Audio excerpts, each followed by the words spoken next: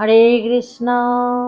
জয় নিতাই, জয় গৌর। সকলে ভালো আছেন? অবশ্যই ভালো থাকবেন, সুস্থ থাকবেন, প্রত্যেকটা ভিডিও দেখতে থাকবেন। দীক্ষা নেওয়ার জন্য ফোন করবেন। সন্ধ্যে 6:30 থেকে রাত্রি 8:30 পর্যন্ত আমার ফোন খোলা।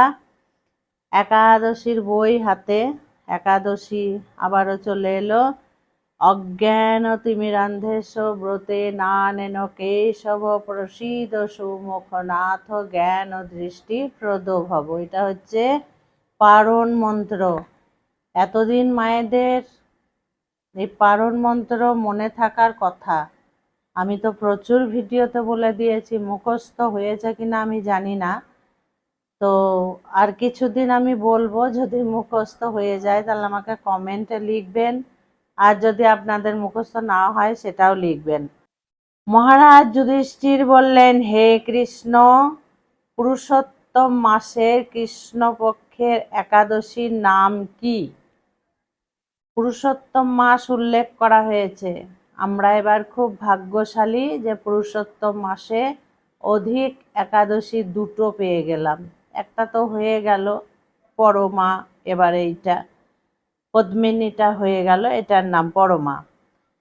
এই পরমা একাদশী শেষ, মানে পুরুষোত্তম মাসে আবার 3 বছর পর যে সমস্ত মায়েরা পদ্মিনী একাদশী অর্থাৎ প্রথম একাদশীটা করতে পারেননি, তারা এই অন্তত পরমা একাদশীটা করুন। অবশ্যই করুন, যতই কষ্ট হোক করুন, কারণ বিরাট ফল পাবেন। এবং পুরুষোত্তম মাস আবার কিন্তু সেই 3 বছর পরে পুরুষোত্তম মাস আর কিন্তু আসবে না। এবং যুধিষ্ঠির ভগবান শ্রীকৃষ্ণকে জিজ্ঞাসা করলেন, এর বিধি বা কি, আপনি কৃপা করে বলুন। শ্রীকৃষ্ণ বললেন, হে যুধিষ্ঠির, সুখ ভোগ মুক্তি আনন্দ প্রদানকারী পবিত্র এই পাপ বিনাশিনী একাদশীর নাম হচ্ছে পরমা। পূর্ণে বর্ণিত আছে, একাদশীর বিধি অনুসারেই এই ব্রত পালন করা কর্তব্য। এখন এই ব্রত বিষয়ে একটা মনোহর কাহিনী তোমাকে বলবো। কাম্পিল্য নগরে মুনি ঋষিদের কাছে আমি তা শুনেছিলাম। কাম্পিল্য নগরে সুমেধা নামে এক ব্রাহ্মণ বাস করতেন। তাঁর স্ত্রী ছিল প্রতিব্রতা। তিনি অত্যন্ত প্রতিব্রতা ছিলেন। তাঁর স্ত্রীর নাম ছিল পবিত্রা।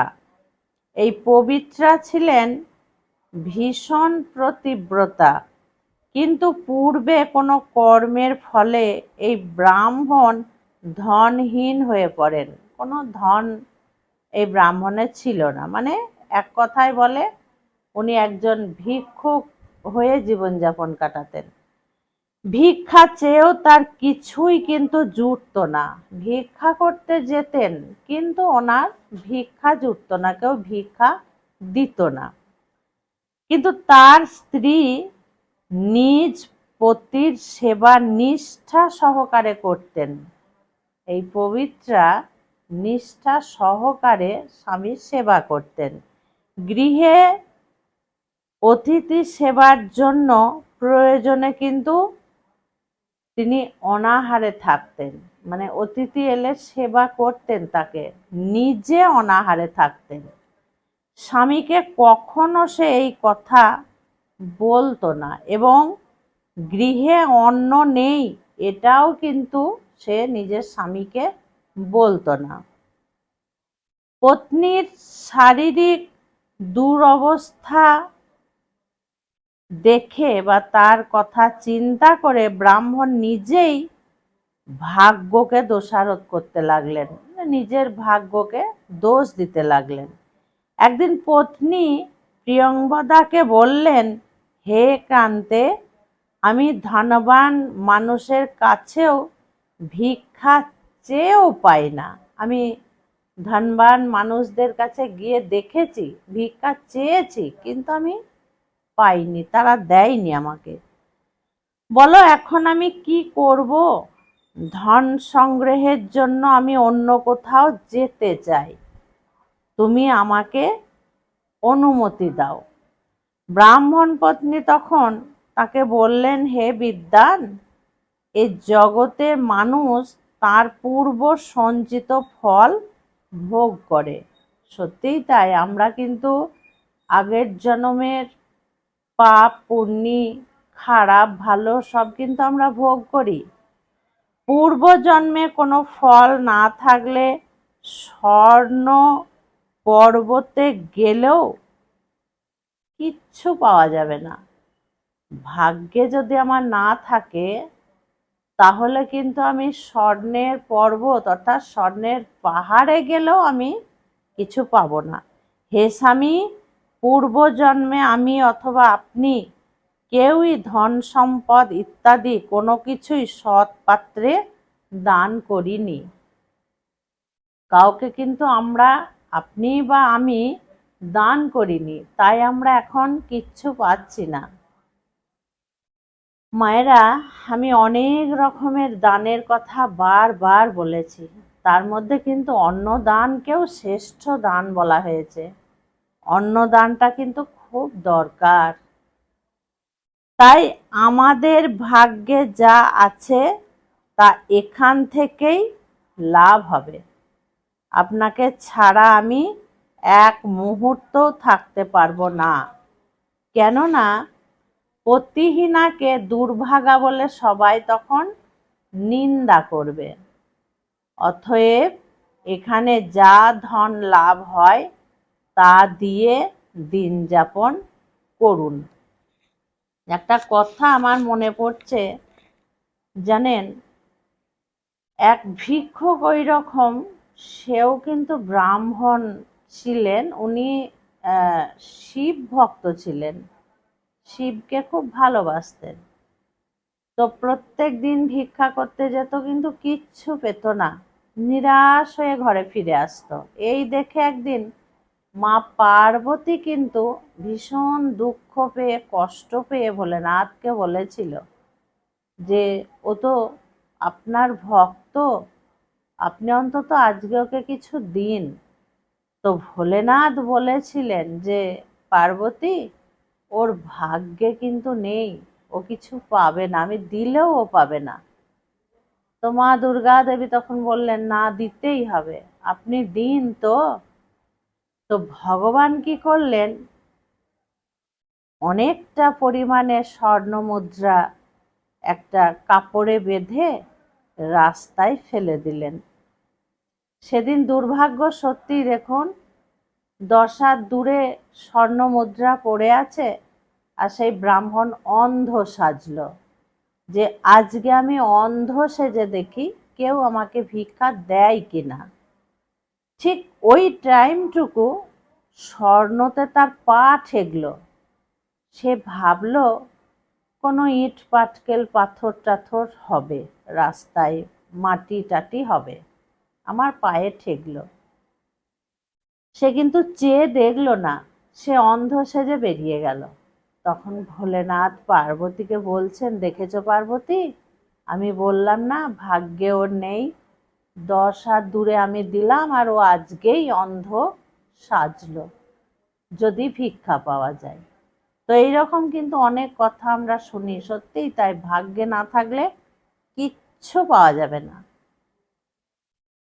ওই ব্রাহ্মণ পত্নীর কথা শুনে ওই নগরেই রইলেন। একদিন মুনিশ্রেষ্ঠ কৌন্ডিন্য সেখানে এলেন।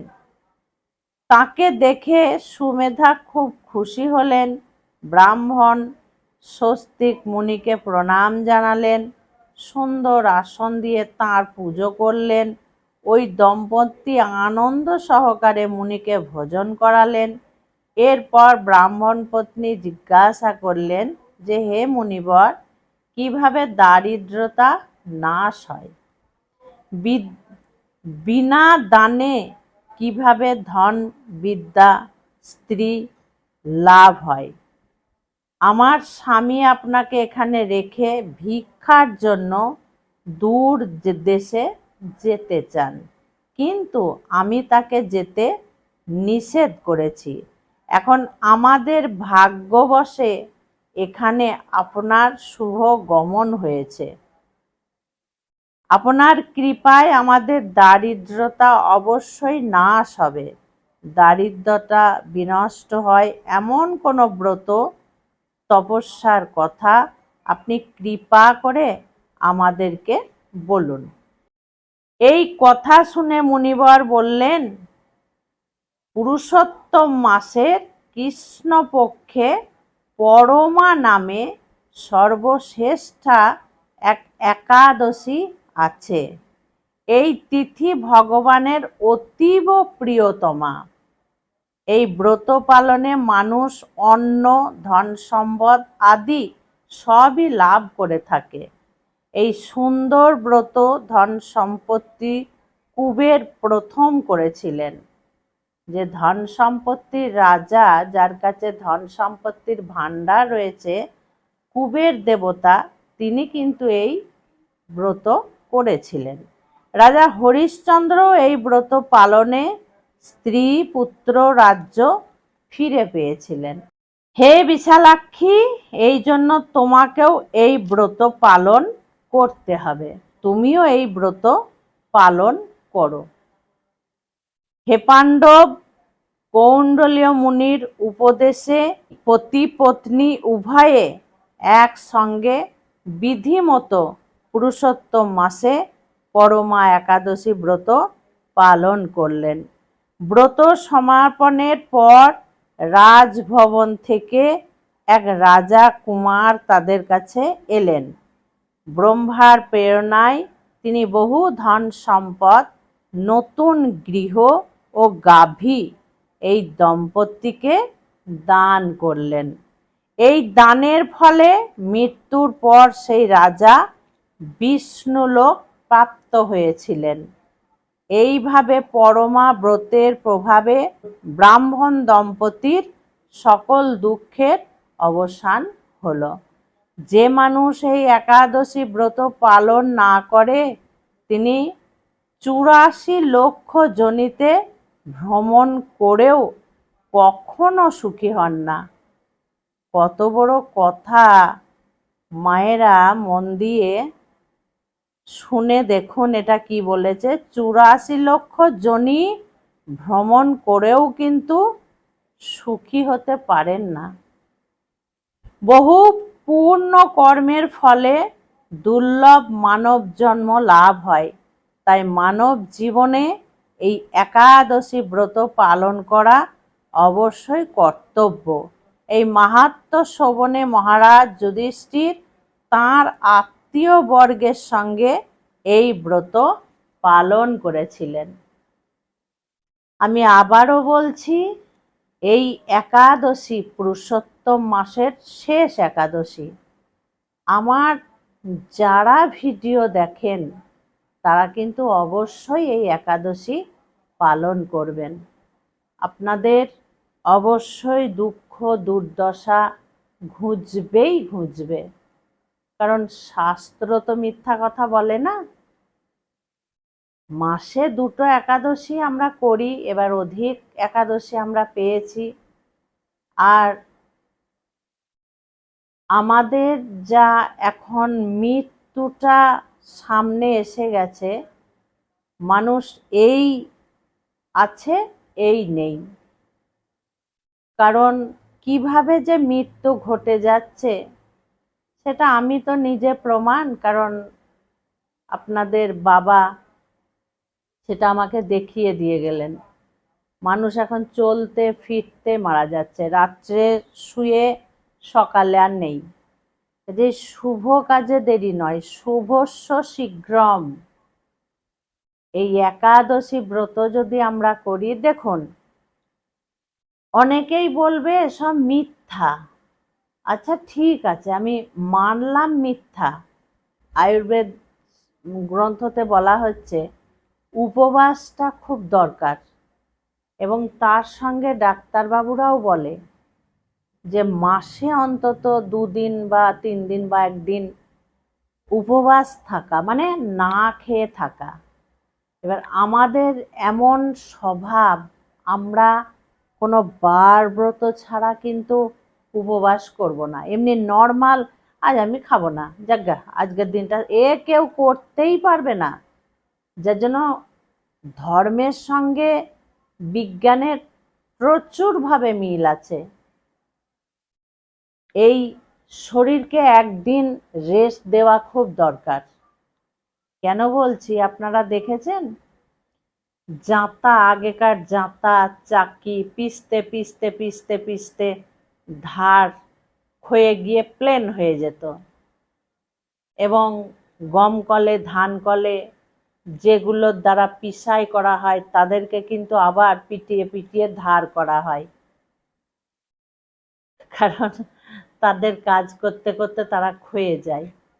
মাঝে মাঝে যাদের কলকারখানা থাকে না, মাসে 2 দিন বা 1 দিন তারা ছুটি ঘোষণা করে, বা সপ্তাহে 1 দিন করে। কেন না, ওই যন্ত্রপাতি ঠিক থাকবে। ঠিক আমাদের এই মানব শরীরটাও তাই। প্রত্যেক দিন 365 দিন যদি আমি খেয়েই চলি, ক্ষতি হবে।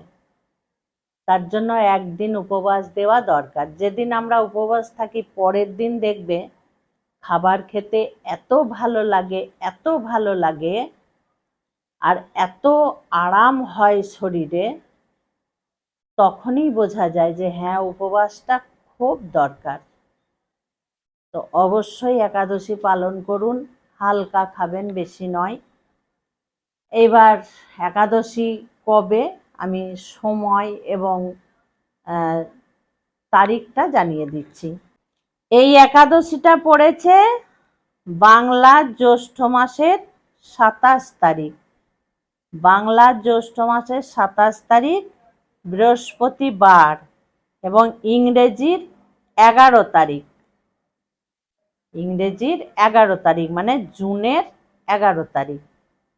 যদি মায়েদেরকে আমি ইংরেজিতে বলি না, তাহলে বলবে বাংলায় বলুন কবে।